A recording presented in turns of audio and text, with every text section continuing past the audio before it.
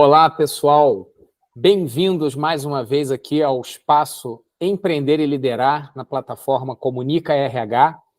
Eu sou Dalmo Marins, fundador da Lidere com D, professor, estudioso aí da liderança, de todo esse universo aí do empreendedorismo, da cultura organizacional. E hoje nós vamos falar com empreendedores especiais, que além de empreendedores, eles são casados. Então, nós vamos hoje explorar aí um lado do empreendedorismo em família, convivendo aí realmente 24 horas por dia, praticamente. Então, os meus convidados hoje são o Igdal e a Cláudia Parnes, e eles vão falar um pouquinho mais sobre eles, fazer as apresentações. Então, meus queridos, Cláudia, primeiro as damas, né? Então, vamos à sua apresentação. Acho que o Igdal concorda comigo, né, Igdal? Claro, até porque se eu não concordar contigo, eu estou ferrado, tá louco? Bobo. Bom, eu sou empreendedora há pouco tempo, relativamente pouco tempo, há 2 anos e meio. Sempre trabalhei dentro de empresas, mas sempre com modelo mental empreendedor. Então, eu aprendi que o fato de eu olhar os negócios, os projetos, como uma responsabilidade minha, como eu tinha que inovar, eu tinha que agregar, e isso fez que, aos poucos, eu fosse modelando minha cabeça uma coisa de autonomia empreendedora.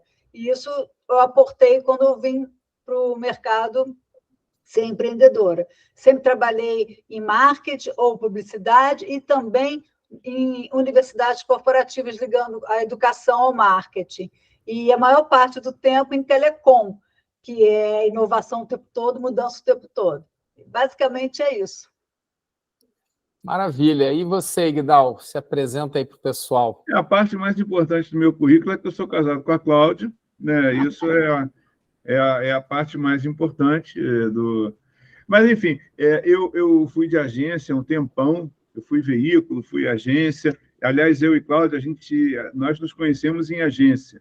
Então, a gente veio de agência, né, originalmente, e depois eu fui executivo mesmo de carreira, fui diretor-geral de uma operação muito legal, que foi a editora Campos Elsevier, eu era do board da Elsevier lá fora, e dou aula apaixonadamente há muito tempo, e é uma coisa que eu curto muito. E, atualmente, a gente tem a nossa consultoria / agência de marketing físico e digital, que é a Parnes, está aí a placa atrás da gente, e é isso que a gente está fazendo da vida, além de aulas, que a gente curte muito. Eu estou ligado à educação desde sempre, porque quando eu conheci Cláudia, eu já dava aula, e conheci você, Dalmo, também, dando aula.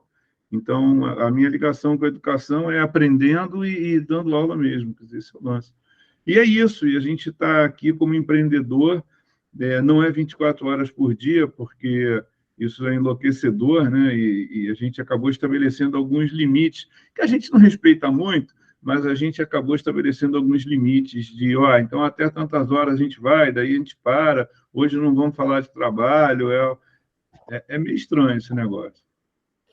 Bom, vamos aproveitar já o gancho que você falou da aula, né, e de como nós nos conhecemos. Então, o Igdal, ele é coordenador também do curso, do primeiro curso aqui no Brasil de mídia OH, de Out of Home, e gentilmente me convidou também para fazer parte desse curso aí. Então, além de coordenador, o Igdal dá aula nesse curso e eu também participo como professor nesse curso aí, né? E foi assim até que a gente se conheceu, já tivemos oportunidades aí de estender esse network num café, mas vocês tocaram num ponto aí, o Igdal começou a tocar num ponto que já era a primeira pergunta que eu ia fazer para vocês, que é como que é empreender em família? Quais são os limites e como é que vocês compartilham a liderança aí entre vocês na empresa?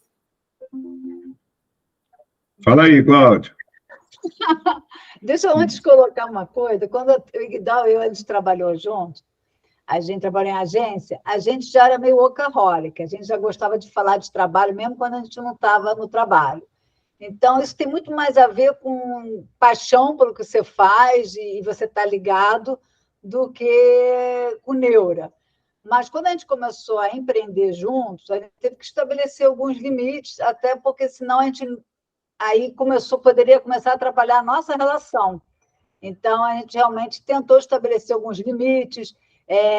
A gente, além de nós dois, tem um outro sócio, o Pedro, que é filho. Então, são 3 da família trabalhando no mesmo negócio. Então, a gente teve que estabelecer alguns limites, senão o almoço de domingo ia ser para falar de coisas do trabalho. Então, a gente tentou separar o espaço família e o espaço trabalho. Com relação à liderança, Guidal, você quer falar sobre liderança? Eu queria falar só o seguinte: a própria família acaba, de certa forma, assim, estabelecendo alguns limites, porque quando a gente começa a falar de trabalho e os outros filhos estão, então, assim, agora não. Quer dizer, então, é um ponto assim. Então, a gente... E era engraçado quando a gente trabalhava junto na agência em que a gente se conheceu, que todo mundo achava que a gente estava se pegando e a gente estava trabalhando. Isso era uma coisa ridícula, né? Porque já tinha acabado o expediente, já era final de semana e a gente continuava trabalhando.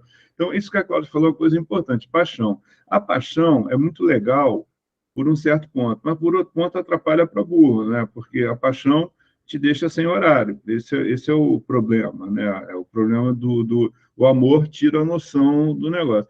Com relação à liderança, eu vou te falar uma coisa assim: a Cláudia é muito melhor líder do que eu, porque ela é muito mais disciplinada, ela é muito mais organizada nesse sentido. E talvez a Cláudia até curta mais do que eu, porque eu acho que eu já, não sei, como eu comecei muito cedo, eu já estou mais velho, eu já estou meio de saco cheio. Eu, às vezes, falo para a Cláudia assim: pô, eu não quero liderar nada, eu quero ficar na minha, eu quero carregar a pasta de alguém, sabe? É uma coisa mais ou menos assim. Na empresa, a gente estabeleceu o seguinte: primeiro, existe uma liderança, que eu vou dizer que é uma liderança guarda-chuva, que é assim: quais são os guidelines da empresa? O que pode, o que não pode? Então, a empresa ela se autolidera no sentido dos guidelines dela. Esse é um ponto. A outra questão é uma crença que a gente tem de que o cliente é o nosso chefe. Então, a liderança vai muito para quem é o líder daquele projeto.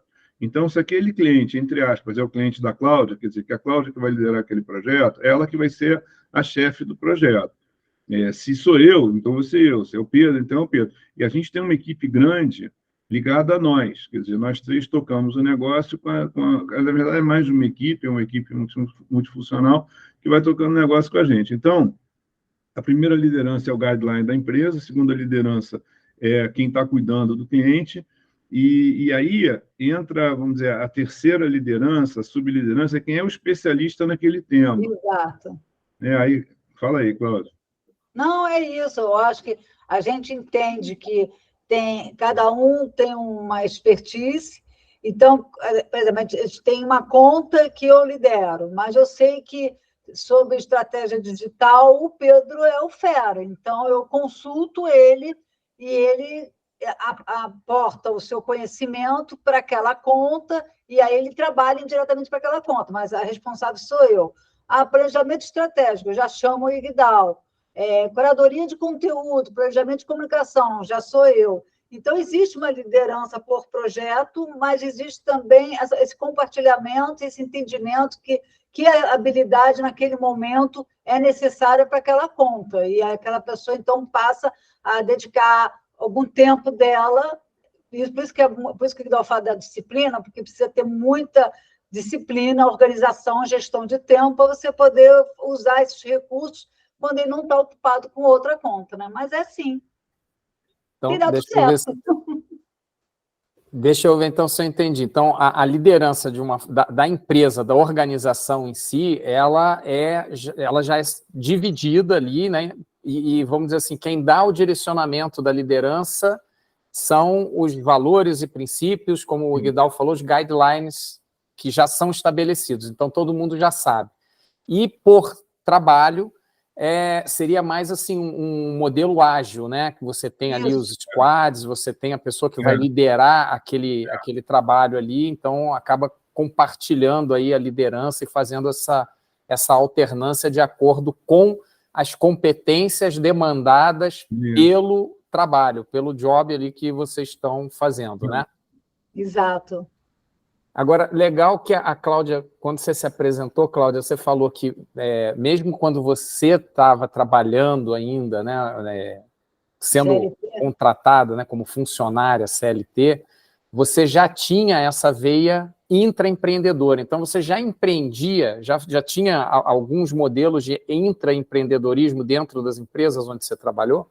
Sim, eu tive muita sorte, por exemplo, numa das agências que eu trabalhei, a organização foi por unidade de negócio. Então, as pessoas que trabalhavam tinham que fazer aquela unidade de negócio ser rentável para a agência. Então, aí você sabe, foi logo no início da minha carreira, então eu já comecei a pensar muito, não com foco na minha atividade e na minha responsabilidade, mas eu tinha que olhar o todo, eu tinha que otimizar o recurso, eu tinha que deixar mais dinheiro no caixa. Então, você começa a trabalhar muito com uma equipe multidisciplinar e muito com foco, você começa a empreender, só que você foi assim, foi uma sorte que eu tive de ter isso logo no início da minha carreira, e conforme eu fui evoluindo e pegando, conquistando novos status dentro das organizações, como eu já vinha com isso, eu acabava fazendo isso com a minha equipe, com as pessoas, até com os meus gestores, e eles percebiam isso e estimulavam mais. Então, eu fiz muito treinamento para isso, porque as empresas hoje querem isso, né? E quando a gente fala as empresas hoje, não é hoje, 2023. Eu estou falando hoje, 1999 já era assim, ano 2000 já era assim, porque, no fundo, as empresas querem que você se sinta o dono do negócio e faça o seu melhor para que ela possa rentabilizar, até te manter ali, né? no frigir dos ovos, assim, faça o meu negócio render para que você continue aqui com a gente sendo feliz, né? No final da história é essa, né? E para vocês, como é que foi o planejamento para vocês chegarem nesse modelo atual de negócio? Olha só, na verdade, a Partners, ela já existia, perdão, há muito tempo, antes da Cláudia vir e depois da gente chamar o Pedro, da gente montar essa estrutura, porque a Partners vamos dizer, era o meu braço de consultoria, de mentoria, era uma coisa assim, uma empresa de equipe, era uma coisa assim. O que acabou acontecendo, naturalmente, é que os projetos começaram a demandar muito mais sofisticação. Então, hoje em dia, a mentoria pode ser uma coisa simples, como você chegar no cliente e dizer vai pela direita, vai pela esquerda, mas geralmente acaba extrapolando assim, como é que eu vou pela direita, como é que eu vou pela esquerda, como é que eu executo esse negócio. E aí você começa a ter uma demanda do tipo, não é só o marketing físico, também é o marketing digital, e a coisa começou a ganhar uma dimensão que naturalmente exige novas especializações.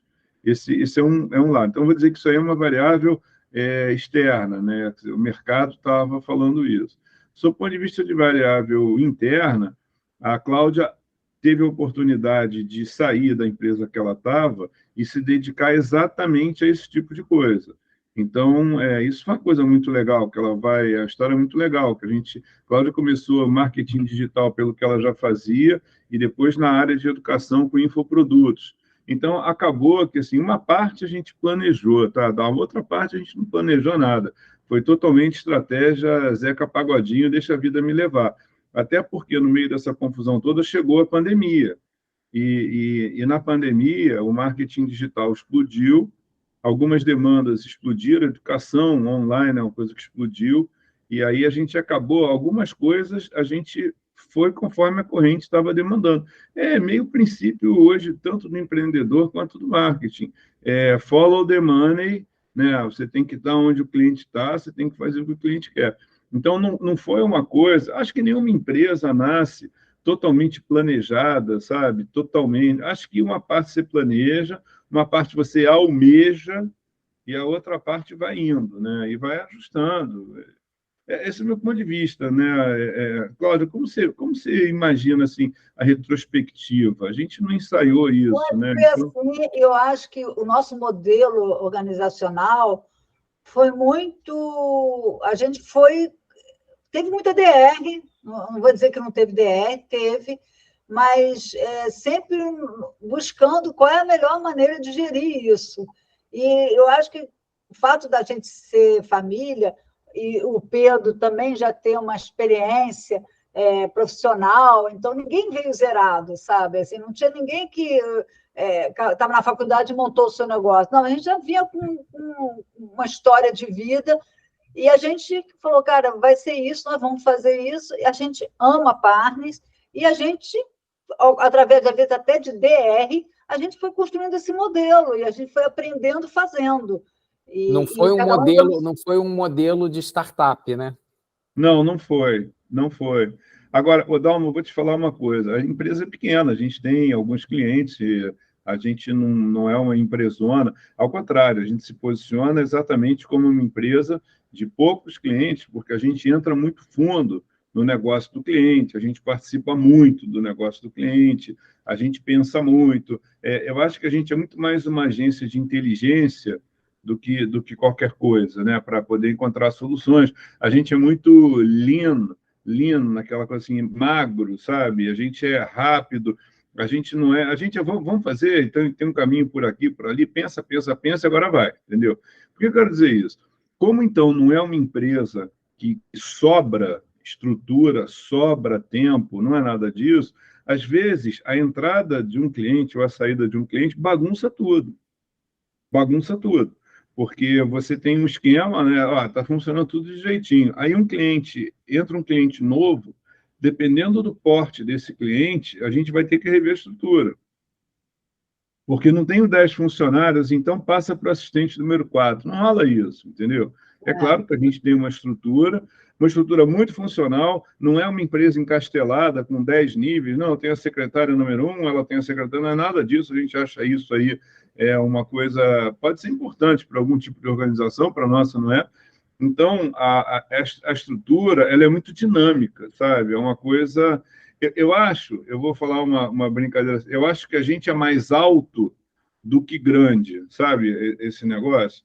Eu acho que a Partners é uma empresa alta, assim, altitude. Altitude no sentido da fé, altitude no sentido de high standards, altitude no sentido de pensar alto e tal. E até de mergulhar no cliente, né?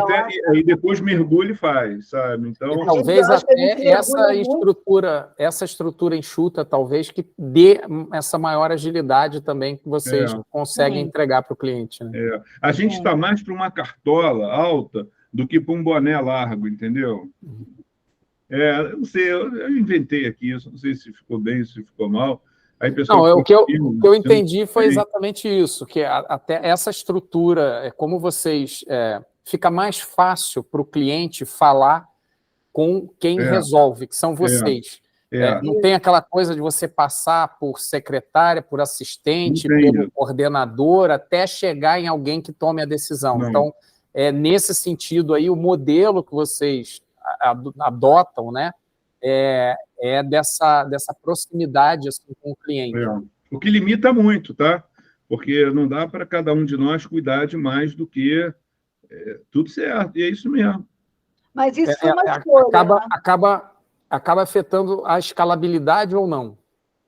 Não, afeta, mas é uma escolha, porque, por exemplo, hoje em dia, tem alguns tipos de clientes que, quando vem, a gente já conversa internamente e fala, cara, não vamos pegar esse cliente, porque a gente realmente entra na intimidade do cliente. Há pouco tempo mesmo, a gente estava fazendo um projeto com um cliente e estava com uma excelente campanha para esse aqui, e eu comecei a perceber que a menina que atendia o cliente não sabia direito o que estava falando, eu comecei a ver que os pontos de contato não estavam legais. Eu mesma, junto com o Iguidal, junto com o Pedro, a gente se reuniu, a gente fez um treinamento, a gente levou para o cliente, a gente mesmo treinou a equipe dele, a gente não mandou contratar uma empresa de treinamento, nós mesmo, por quê? Porque a gente está tão lá dentro que a gente sabe exatamente o que tem que ajustar, convencemos o líder da conta lá do cliente, e a gente treinou todo mundo lá. E aí, quando terminou, até a galera veio falar com a gente, poxa, que bom que vocês fizeram isso, que tinham coisas que eu nem sabia. Você imagina, você está fazendo uma campanha, divulgando um produto, um serviço, e a pessoa que vai vender tinha coisas que ela não sabia a respeito. Então, a gente entra nesse buraco, sabe? E se você consegue fazer isso, você está lá, no dia a dia, no balcão, em todos os lugares. E é uma escolha, realmente, mas a gente gosta.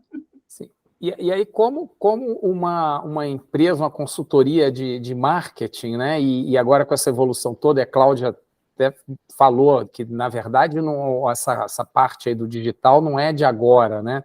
Ele já vem de mais tempo. Mas o que eu percebo é que a transformação digital, embora ela já venha acontecendo de algum tempo, ela está mais acelerada. Vamos botar aqui uma baliza, né? A partir dos anos 2000 para cá, ela está acelerando muito mais do que ela cresceu, vamos dizer, na década de 60, 70, acho que o primeiro computador foi 68, 69, né? Nesse período até 1999, a evolução que você teve na tecnologia, ela foi muito mais demorada do que ela está sendo agora nesses primeiros anos aí do século XXI. E como é que você vê essa importância da transformação digital para o negócio de vocês? Deixa eu só falar uma coisa que eu passo para a Cláudia. A gente trabalha, na verdade, gestão, estratégia e marketing, porque a gente não acredita no marketing isolado. Então, por isso que a gente mergulha muito, que é gestão da empresa, estratégia e marketing. A gente percebe que isso aí é tudo misturado, tá? Com relação à transformação digital, você quer responder, Cláudia? Eu não vejo assim, não sei como colocar isso, porque assim, como eu trabalhei muito em telecom, eu me lembro, eu fiz o startup da Oi. Essa marca da Oi foi criada na minha gestão lá atrás. Quando a gente começou a trabalhar com a Oi para vir para o Brasil, foi a primeira empresa que tinha o GSM, né? Que era o chip, era o que antigamente não era assim. E aí eu me lembro que eu tinha várias entrevistas com fornecedores, vinha gente de todos os países, que todo mundo queria vender para a Oi, né? E aí eu levava para casa, meus filhos eram pequenos, falava, gente, está vendo esse celular aqui? Cara, a mulher vai lá na loja, ela faz assim, ela paga pelo celular. Eu estou falando de 1998, não. E aí meus filhos, não, como? Eu falei, cara, é verdade. Aí eu pegava os vídeos que os fornecedores levavam para a gente, mostrava lá em casa, olha, esse aqui, fazendo assim, faz assado. Olha, a mulher... E isso lá fora, os caras já estavam nisso. Então, acho que, não sei, pelo fato de eu ter ficado meus últimos 20 anos dentro de telecom, eu estava sempre vendo o que estava vindo antes, porque a gente tinha esse acesso. Então, o que hoje as pessoas falam, nossa, mas está tão rápido. Pode ser que daqui a 5 anos, que eu esteja 5 anos afastada de telecom, eu tenha essa percepção. Mas como vim numa vibe e que eu estava sempre vendo à frente, sempre sendo, graças a Deus, alimentada de qual é a tendência, o que vem, qual é a nova tecnologia, a gente já tem que saber fazer, porque quando a gente for falar para o cliente, a gente já tem que dominar o assunto, barará. Eu acabei, assim, para mim, é isso. Talvez o que mais eu tenha gostado das inovações é o tal da inteligência artificial para a produção de conteúdo, para fazer pesquisas, e mesmo assim não é uma coisa igual o Google, que você põe lá e vem pronto, isso requer toda uma forma de você lidar com aquilo para você ter a resposta correta e de qualidade. Mas, assim, para mim, é isso, a onda é essa mesmo, não vai diminuir, e quanto mais velho a gente vai ficando, a gente vai achando que está mais rápido, mas não é. É normal, é evolução natural. É isso. Eu não vejo tanta rapidez assim. É engraçado esse negócio, não, porque assim, de nós três, certamente eu devo ser o mais velho, né? Eu ia até brincar, dizer que eu já nasci na era digital, mas não dá. Seria uma... Não dava nem de brincadeira, não dava para ninguém ia rir, achar bobo. Então, eu acho assim, eu não via, de verdade, eu não via uma revolução digital. Eu vi uma evolução digital. Isso faz uma puta diferença, né? Porque eu estava em agência, depois eu fui do Jornal do Brasil, lembra do Jornal do Brasil? Eu conheci o mundo digital quando eu estava no Jornal do Brasil, porque lá já tinha alguns computadores, eles já trabalhavam com e-mail. Estou falando de internet, perdão, não é nem Revolução Digital. Revolução Digital eu conheci em agência, nos anos 90, quando o estúdio foi substituído pelos Macintoshes. Começou aí a evolução, né, a digital, anos 90, por aí. Agora, no JB, já tinha alguns computadores ligados à internet, porque uma coisa é a revolução digital, é a tecnologia, outra coisa é a internet. São coisas que vieram na sequência, mas não é a mesma coisa. Então, a tecnologia, quer dizer, essa coisa de você fazer anúncio digital, jornal digital, uma das coisas que o JB tomou uma surra do Globo é que o Globo já era tecnológico, né? Ele já era todo digital e o JB não era, etc. Então, esse negócio... Aí, o que acontece? Isso começou e depois, naturalmente, depois eu fui para a Editora Campos, a gente já publicava livro de autores que falavam sobre isso. A Campos começou a publicar livro, a Campos publicava livro de tecnologia, publicava livros de internet. Quer dizer, então, essa conversa do digital, eu estava falando para a Cláudia hoje, a primeira vez que eu mexi num site, quando eu fui, em 1998, a gente tinha que trocar o site da Campos, porque ele era em Cold Fusion, se eu não me engano, que era uma linguagem muito pesada. Olha só, 1998. A gente fez o segundo site em 1998. Ou seja, em 94, 5, 6, esse troço já estava rolando. E não foi de repente. Esse é o ponto. Isso foi indo, foi indo. Quer dizer, a mesma coisa. Então, eu não consigo entender quando as pessoas falam, nossa, eu fui pego de surpresa. Vou contar uma coisa muito absurda. Quando teve agora a pandemia, eu participei de uma reunião de panificadores em São Paulo, etc., e eles foram todos surpreendidos pela pandemia, claro, todos nós fomos, mas o que eu quero dizer assim, eles não tinham nenhum instrumento de venda que não fosse o balcão da loja. Isso é uma coisa... Como é que pode? A pandemia foi em Aliás, tem uma história muito curiosa sobre isso, né? Na época da pandemia, a gente estava em São Paulo, e aí me indicaram um lugar chamado Bar do Celso, que eu fiquei cliente, que fazia uma comida deliciosa e entregava. E aí eu fui pesquisar, olha a história do Bar do Celso. O Bar do Celso é um bar super famoso em São Paulo, com comidas super gostosas, e que todo mundo da Redondeza almoçava no Bar do Celso. Aí o que aconteceu? A pandemia, ninguém foi trabalhar. E aí o senhor, o dono, o seu Celso, ia falir, porque ele ficou com aqueles empregados, garçons, cozinheiros, não sei o quê, e não tinha. Entre as pessoas que frequentavam o Bar do Celso, tinha alguns publicitários. E aí, os publicitários ajudaram o seu Celso a usar o Instagram, fizeram comunicação para ele, e aí ele começou a disparar a propaganda dele, e os garçons, para não perderem emprego, eles entregavam a comida na casa dos clientes. Bom, inclusive na nossa. Inclusive a nossa. O Bar do Celso fez um sucesso, cresceu pra caramba na pandemia, porque ele não tinha mais os custos fixos, né? Ele ficou só com delivery, e quando ele voltou, graças a Deus a pandemia acabou, ele não perdeu isso, ele manteve aquela clientela que nunca tinha ido presencialmente lá, e fora que a clientela estava morrendo de saudade. Então, hoje em dia, você olha o Instagram do Bar do Céu, está o pessoal lá dançando sambinha, mas ele ganhou, o negócio dele, na verdade, expandiu. Então, assim, esse senhor, o seu Celso, na verdade, ele deve ter falado assim, olha que revolução. Não, ele que não estava acompanhando, né? Imagina, estamos contando uma história de 3 anos. A gente está falando a história, a pandemia foi em março de 2020, a gente está em outubro para novembro de 2023, 3 anos e meio. Quer dizer, esse cara descobriu, para ele foi uma revolução, como a Cláudia falou, mas para nós, qual foi a revolução? Você está entendendo? Então, a revolução, na verdade, foi mais tirar quem estava acomodado do conformismo, né? Teve gente que descobriu o iFood em 2020. Tem gente que fala, ué, isso é novo?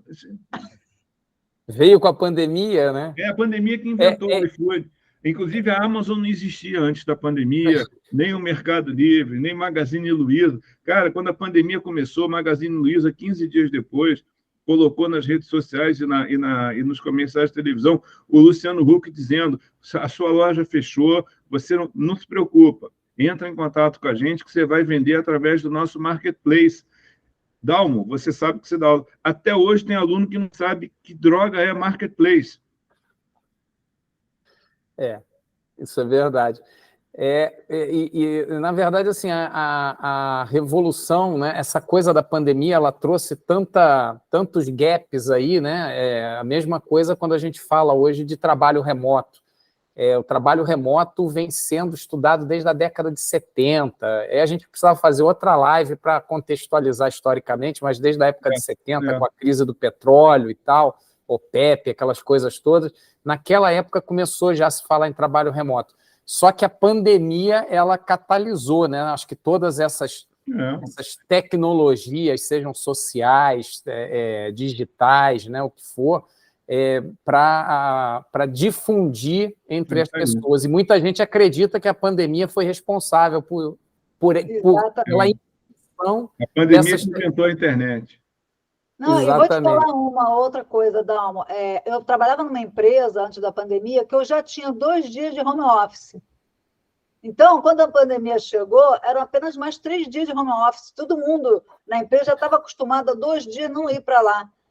Então, por isso que eu digo, então, de repente, para quem sempre teve que trabalhar de segunda a sexta, foi uma revolução.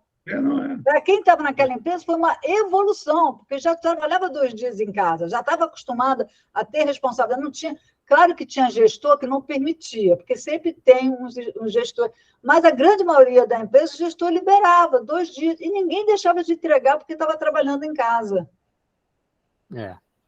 E agora, vocês, como consultores, né, que trabalham aí com a parte estratégica, gestão, marketing, integram isso tudo aí, com certeza vocês atendem também pessoas que são empreendedores, né?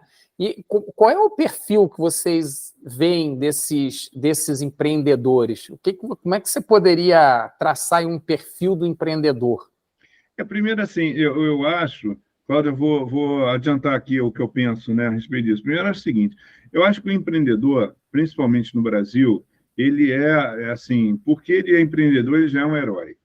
Eu acho que é isso, porque é muito difícil ser empreendedor num país como o nosso. Não vou falar de política, não, que não me interessa, mas o que eu estou dizendo é por todas as dificuldades demográficas e por uma taxação tributária gigantesca e por riscos, e mais ainda, por uma coisa que atrapalha muito a vida do empreendedor, que é a taxa de juros. Porque, primeiro, você não investe se o banco te paga 1% ao mês, porque você... e depois você também não toma dinheiro emprestado, porque o banco te cobra 3% ao mês. Quer dizer, então, uma economia baseada nisso, é muito difícil você querer arriscar. Sabe, eu vi uma história essa semana de um cara dizendo, por esse dinheiro eu compro um apartamento e vai me gerar 2, 3 mil reais de renda por mês. E ele está certo. Então, por que ele vai botar 300 pau no negócio se ele já não tem risco nenhum? Então, o empreendedor, a gente trabalha com empreendedores, a gente trabalha muito com empresa média, empresa pequena e, eventualmente, algumas empresas grandes, mas a gente atende uma unidade dessas empresas. Então, o que acaba acontecendo é que o empreendedor, ele é, primeiro, um herói, né? Aquele cara que fica assim, dormido, que quer fazer o negócio. Muitas vezes, ele é muito mais preparado do que a gente, porque ele sabe tudo. Ele é um cara... Agora, muitas vezes, isso é um ponto que acontece, ele é muito mais tosco do que a gente. Ele é aquele cara que foi indo, foi ganhando dinheiro e foi indo. E ele não tem um embasamento empresarial, ele não entende tanto de gestão. E aí, nessa hora, você precisa convencê-lo de que o que ele fez até agora não é que estava errado, mas poderia ter sido feito de outra maneira, porque o cara que fez isso deu certo, é muito difícil você chegar para o cara e dizer, olha, tem um outro jeito de fazer que vai te assegurar mais o futuro. Então, a gente trabalha com empreendedores que eu entendo que eles estão do nosso lado, e a gente trabalha muitas vezes com empreendedores que eu acho que jogam contra a gente, sabe? Porque eu acho que eles estão mais testando se o modelo deles resiste ou não resiste a um ajuste. Então, você tem empreendedor de todas as formas. Você tem o cara que é formado lá fora, e esse cara tem noção de tudo, e você tem o cara que não tem nem alfabetização, e aí ele quer fazer. Geralmente, essas pessoas mais humildes, elas aceitam muito a tua orientação e ficam muito satisfeitas. À exceção de alguns, como eu estou te falando, que acham que já sabe tudo. A gente teve o caso de uma cliente, que a gente não deu certo, que ela tinha um negócio artesanal, mas ela era tão arrogante que a gente falou, vamos fazer o orçamento, a gente mandou o orçamento 3 vezes o que a gente cobra. para dizer não, entendeu? Porque ia ser um puta desprazer trabalhar com ela, porque sabe aquela pessoa que eu entendo de tudo, eu sei tudo, meu avô era empresário, meu pai era empresário, eu sou filho de... Então, por que está chamando a gente? É Isso mais é para interessante. desafiar, sabe? Isso é interessante que você está falando aí, porque vem também ao encontro de um outro ponto que você falou, até da criação da Parnes, que bom, a gente planejou um pouco e depois foi se acertando, né, pelo caminho. Aí é que eu acho que entra a questão da base, porque quando você tem uma base boa, você pode, porque não adianta também você só planejar e não executar. Então, você planeja o início, vai executando e vai aperfeiçoando. Só que quando você não tem a base, quando chega numa situação como teve a pandemia, ou como ou qualquer uma recessão, por exemplo, teve lá em 2008 e tal, que afeta a economia como um todo, a pessoa não sabe lidar nesse novo ambiente, nesse contexto, né? Então, acho que essa questão que você tocou aí é muito importante, eu bato muito com relação a isso também, não é só uma questão de academicismo, mas é uma questão da cabeça aberta, da pessoa querer buscar o conhecimento. E hoje, com a tecnologia, a gente pode buscar o conhecimento, inclusive aqui nesse espaço, que a gente está trazendo aqui empreendedores da vida real, com as dificuldades, né, que tem. E, então, você pode... o conhecimento está disponível em maior abundância. Você não precisa necessariamente fazer uma faculdade, mas você precisa ter a cabeça aberta para você poder lidar com a mudança dos contextos, né? E o digital às vezes atrapalha, porque às vezes você tem gente assim, eu faço 3 postagens por dia no Instagram, minha vida está garantida. Ou o contrário, né? É aquele que fala assim, eu tô com uma agência fazendo 3 postagens, não está dando resultado nenhum, o digital não presta. Na verdade, você tem um garoto lá que desenha bem, faz um design bem, escreve um texto tosco e sem estratégia nenhuma. Então, não é que o digital seja ruim, é que não está na mão de quem entende, né? E aí a pessoa também, enfim. Eu vi uma palestra no Rio Weekend, não, como é que é? Rio Innovation. Rio Innovation Week. Rio Innovation Week. Foi uma palestra sobre educação empreendedora. Eu amei. Tinha a Luísa da PUC, tinha a Daniela do UFRJ, e um senhor que eu esqueci o nome, e o rapaz que era o mediador. E eles estavam falando da educação empreendedora nas escolas, porque existe, na PUC, por exemplo, existe 21 disciplinas de educação empreendedora que são transversais a várias formações, engenharia, psicologia, não sei o quê, para que essas pessoas já venham desenvolvendo esse olhar empreendedor, essa mentalidade empreendedora. Mas o que eles estavam falando é que isso tem que sair da faculdade, isso tem que estar na escola, isso tem que estar nas comunidades. E o senhor, o pecado, eu esqueci o nome desse senhor, ele justamente levou a educação empreendedora para dentro da Rocinha. E ele falou que começou a ter projetos que aí é um pouco da cultura de quem está no local, é o conhecimento, é o valor do conhecimento de quem está no local, que a pessoa lá da academia desconhece, porque não tem acesso a isso, cruzando com esse know-how de quem está na academia e que pode aportar. E que aí sai projetos de empreendedores maravilhosos dessa frente que ele montou dentro da Rocinha. Então, acho que a educação empreendedora tem que ser uma coisa, não pode estar dentro da faculdade somente, tem que estar em todos os lugares, no colégio. Tinha que ter ministério de empreendedorismo. Tem que ser uma coisa muito acessível, porque se a gente começar a montar uma geração que tem essa mentalidade empreendedora, não necessariamente ele vai abrir um negócio, mas onde ele for trabalhar, ele vai aportar valor, porque ele tem essa mentalidade de fazer o melhor para aquele negócio progredir e ele progredir junto, entendeu? Isso aí. Nós estamos falando aí para países de língua portuguesa, né? Então, eu até gostaria que quem estiver nos assistindo aí, que coloque nos comentários, né? Traga aí a experiência de vocês. O Igdal falou que talvez ele seja o mais antigo aqui, eu estou chegando perto também, né? E já na minha época, eu não sei como é nos outros países, mas já na minha época, aqui no Brasil, pelo menos, a gente sempre foi muito educado a você vai estudar, né, no colégio, aí você vai fazer vestibular para entrar numa boa faculdade, sair da faculdade, entrar numa empresa para passar a vida inteira lá, 30, 40 anos de trabalho e se aposentar. Então, assim, é importante essa visão que a Cláudia está trazendo, porque nós, até então, até a minha geração, pelo menos, né, eu sou da geração X, a gente tinha esse caminho, né, meio que trilhado já desde família. E hoje a gente está vendo jovens se arriscando mais aí no empreendedorismo. A gente já trouxe aqui mesmo no canal alguns casos, né, de jovens que estão empreendendo, e a gente está quebrando um pouco esse paradigma. Mas deixem aí nos comentários também o que vocês, qual é a vivência de vocês na área, na região, no país de vocês, se tem também essa mentalidade. Mas é importantíssimo a gente começar desde a escola, com educação financeira, muito importante, com educação para empreendedorismo e com inteligência emocional, né? Porque hoje a gente tem uma geração que não sabe ouvir não, né? Que não está preparada para isso, né? Isso aí. São 3 pilares importantíssimos, eu concordo com você.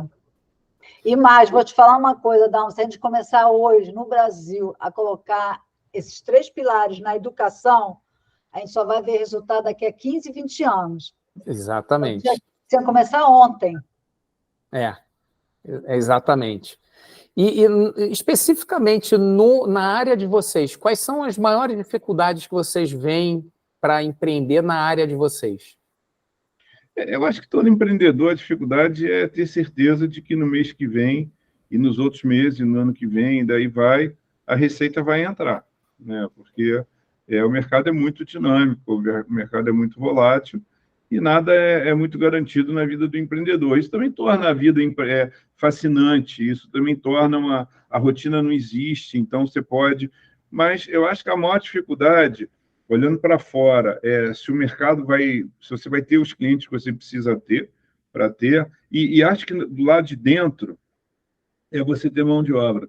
Eu acho que a gente está vivendo um momento de mão de obra, de uma carência de mão de obra e de uma vontade de trabalhar direito, de se especializar, porque não é só formação, não. É a questão da atitude mesmo, que a gente vê, aquela coisa de que se dane, a empresa não é minha, o patrão fica rico e eu que ralo. Quer dizer, existe muito essa mentalidade, existe muita gente tecnicamente não preparada, muita gente que não tem atitude empreendedora. Eu acho que a pessoa tem que ser empreendedora em relação a ela própria. Ela entendeu? mesma. Eu quero construir eu quero construir eu. É a ideia do você S.A., né? Eu tenho que ser um empreendedor de mim, entendeu? E tem muito de... As pessoas não são empreendedoras delas próprias. E aí você começa a ter problema de mão de obra. Você tem um problema interno, que é esse, e você tem um problema externo, que é de mercado. Esse é o meu ponto de vista. É que você tem a questão, né? O primeiro ponto ali da liderança, o primeiro estágio da liderança é liderar a si mesmo. E aí, quando você não tem esse ímpeto, não tem essa vontade, quando você atua de forma passiva, esperando, quando eu for promovido, eu estudo inglês. Quando eu for promovido, eu faço a faculdade. Mas a pessoa não entende que para ele ser promovido, para ele, né, ele precisa, para ele conseguir aquele bom emprego que ele quer, ele precisa desses skills, ele precisa dessa formação, das competências técnicas e também das competências relacionais e humanas, né? Bom, gente, nós estamos chegando aqui no final, então quero deixar o espaço aberto para vocês, Iguidal, Cláudia, para vocês passarem aí a mensagem final de vocês sobre esse nosso papo, sobre empreendedorismo, liderança, falar também onde a gente encontra vocês aí no mundo digital, nas redes sociais, como é que a gente pode fazer contato com vocês também. Fala aí, Cláudia. Não, assim, eu quero falar no final eu falo, mas na verdade, mas você que é... Não, a mensagem final é que assim, vale muito a pena. Eu digo que eu trabalhei muito tempo dentro de empresa, amo a minha experiência, mas se eu sou empreender era tão realizador, eu teria iniciado isso antes. Porque tem todos esses riscos, o Guidal falou, mas, assim, eu também nunca encarei meu emprego como algo que... essa coisa que você falou, eu vou trabalhar na mesma empresa por muito tempo, eu nunca achei que estava garantido. Então, eu sempre tentava fazer assim, cara, eu tenho que fazer meu melhor, porque vai que, né? Vem uma barca. Então, eu estava sempre ligada, eu sempre estudei. Eu nunca fui daquele tipo que a empresa tem que pagar meu MBA. Eu ia fazer MBA, fiz meu mestrado, fiz meus cursos. Então, eu já tinha essa coisa. E eu só me arrependo de não ter começado antes a ser empreendedora, porque é muito... Eu estou assim, apaixonada pela minha vida hoje em dia. Você ter essa coisa de você trabalhar, você fazer o que você gosta, você ver o seu cliente ter o resultado, muito realizador. Então, assim, é difícil? É prazeroso demais. Na média, para mim, está valendo muito a pena. Bom, eu achei que a Cláudia ia falar as nossas redes sociais, mas é só procurar a Deixa Cláudia Parnes. Ou procura a Cláudia Parnes, ou procura Guidal Parnes, ou procura Parnes Consultoria. Quer dizer, se procurar qualquer um dos nossos sobrenomes... A gente está no Instagram, no LinkedIn, no nosso site. Botar então, Parnes Consultoria, a gente aparece. A gente está lá. Agora, o recado final que eu queria dar é o seguinte: seja empreendedor, interno, externamente, quer dizer, dentro de empresa ou não, mas, sobretudo, e aí eu vou fazer aqui, vender o nosso peixe, peça ajuda. Em que sentido? Muitas vezes você não consegue ser bom em tudo. Às vezes você sabe construir bolo, você sabe fazer bolo, você é a melhor boleira que tem, mas você não sabe vender isso. Às vezes você é um dentista, você é o melhor dentista que tem, mas você não sabe vender isso. Então, o que eu queria dizer é o seguinte: sendo empreendedor, não tenta fazer tudo sozinho. Peça ajuda, terceirize, chame pessoas que são especializadas em várias coisas para poder te ajudar. Esse aqui é o ponto. E se você precisar de uma ajuda em gestão, em estratégia ou em marketing, marketing inclui comunicação, jornada do cliente, essa coisa toda, peça ajuda e peça ajuda para a gente. A gente atende desde profissionais da saúde que têm um consultório até empresas de bom porte. Quer dizer, a gente consegue se ajustar a isso. A gente faz desde uma espécie de mentoria para um executivo que precisa de uma orientação de como andar dentro da empresa, até fazer e realizar, de fato, campanhas muito grandes. Então, se eu posso deixar um recado, seja empreendedor e contrate a gente para te ajudar. Esse que seria o meu recado. E eu estou sendo empreendedor nessa mensagem. Deixa que de marketing a gente cuida, né, amor? Gestão, estratégia, marketing, rede social, a gente faz. Não? Então, é isso. Esse é o meu recado empreendedor para você. Então, esse aí é o verdadeiro perfil do empreendedor, né? A gente não pode perder a oportunidade. Isso aí. Então, gente, eu quero agradecer de coração aí o Guidal e a Cláudia pela gentileza de compartilharem o conhecimento deles aqui conosco e convidá-los para um próximo encontro aqui no espaço Empreender e Liderar pela plataforma Comunica RH. Maravilha. Então, pessoal, nós que agradecemos. Obrigado por vocês estarem assistindo, gente. Obrigadão. Obrigado, Dal. Obrigada. Cláudia, vamos jantar junto agora, vamos.